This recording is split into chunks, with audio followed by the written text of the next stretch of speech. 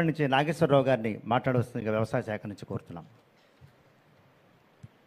Hello, గౌరవనీయులైన ముఖ్యమంత్రి గారికి నమస్కారం అండి. నా పేరు బొత్తుల నాగేశ్వరరావు అండి. మాది పెదగనూరు గ్రామం, ముదినేపల్లి మండలం అండి. గతంలో 15 రోజులు కురిసిన వర్షానికి నాది మట్టి గోడల ఇల్లు, తాటాకుల ఇల్లు అండి. పల్లం అయిపోవడం వల్ల ఇల్లు కూలిపోయినాయి, ఇంట్లో సామాను మొత్తం ధ్వంసం అయిపోయినాయండి. నీళ్ళు రావడంతో మా బంధువుల ఇంటికి వెళ్ళి వరండాలో ఉండి అట్లాగే ఇద్దరు ఆడపిల్లల్ని వేసుకుని పిల్లం పిల్లలతో అలాగే బాధపడ్డామండి. మా బాధలను చూసి విఆర్ఓ గారు వాళ్ళందరూ అధికారులు వచ్చి మా సమస్యలను చూసి రేషన్ బియ్యం 10 కేజీలు ఉప్పు దినుసులు ఇచ్చి మాకు ఆర్థికంగా సాయం చేశారు.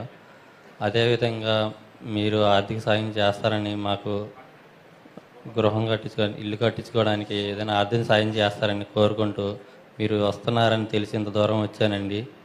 మీరు ఏమైనా దయతో తెలిసి నాకు ఇల్లు కట్టుకోవడానికి మీరు చేయూతనిస్తే మీకు చాలా రుణపడి ఉంటానండి. అదేవిధంగా ఒక ఆడపిల్ల తండ్రిగా చాలా ఆవేదనతో ఒక విషయం చెప్పాలనుకుంటున్నానండి. గత రాజశేఖర రెడ్డి గారు వచ్చిన 4 సంవత్సరాలన్నరలో పరిపాలనలో ఏ ఆడబిడ్డ తండ్రికి భరోసా కూడా ఒక్క రూపాయి ఇవ్వలేదండి. ఒక్క రూపాయి కూడా ఆడపిల్ల పుట్టిన తండ్రికి హాస్పిటల్ ఖర్చుకు కూడా కనీసం ఒక 5,000 కూడా ఇవ్వలేదండి. నాకు ఇస్తారని చెప్పి బ్యాంక్ అకౌంట్లో అన్నీ తీసుకున్నారు, ఒక్క రూపాయి ఇవ్వలేదండి. అట్లకి ఎవరికి ఇవ్వలేదు. ఎవరికైనా వచ్చినాయి అని అడిగాను, ఒక్క రూపాయి కూడా ఇవ్వలేదు. మా ఆడపిల్ల తండ్రికి గత పరిపాలనలో ఏదో కూడా ఆశ్రయగా ఎంతో కొంత ఇచ్చారండి. ఈ కింద పరిపాలనలో ఒక్క రూపాయి ఇవ్వలేదండి. మీరు ఇస్తారని మన ఎలక్షన్ ముందు కూడా భరోసా ఇచ్చారు.